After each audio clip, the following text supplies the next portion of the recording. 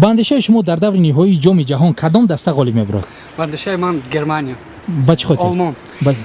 برای اینکه خوب تاکتیکی که بازی که گرمانیا دارد آرژانتین ندارد. آرژانتین از خیلی از بازی اخیرم با گالندیا بود کمتر در حراس بود. خوب گرمانیا نظر به آرژانتین چالوتر بود. هم تاکتیکی کار مخصر بود. گرمانیا. شما چه فکر دارید؟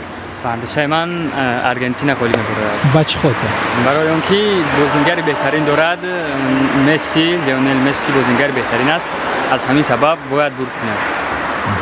هیچ طوری که ما شما میدونیم دسته آلمان آرژانتین که دسته آرژانتین هم دسته نقض میشه که در اون مسی بازی میکنه، نه که با اندیشه من با فکر من امسال آلمان باید که غالب برآید در فوتبال امسال.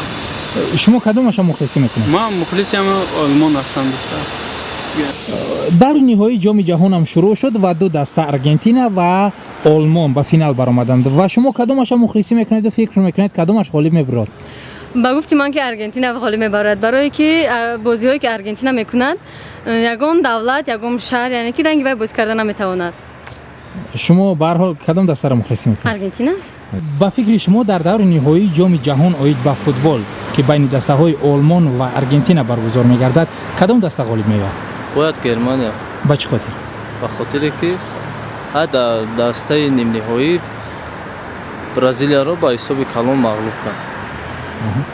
مگر آرژانتین نمیتواند که با آلمان رقابت شدید نشان دهد؟ شاید تمام. به هر حال شما کدامش مخلصی میکنید؟ من آلمان را. با فکر شما دور نهایی جام جهان اوید با فوتبال چگونه میگذرد بین این دو دسته پرقوت؟ بازی خیلی خوب میگذرد و با فکر من آرژانتین غالب میاد. با چه خاطر شما اطمینان دارید که آرژانتین غالب میاد؟ در اون دسته بازیگران بهترین است. مثلا مسی، ماسکرانو و دیگر.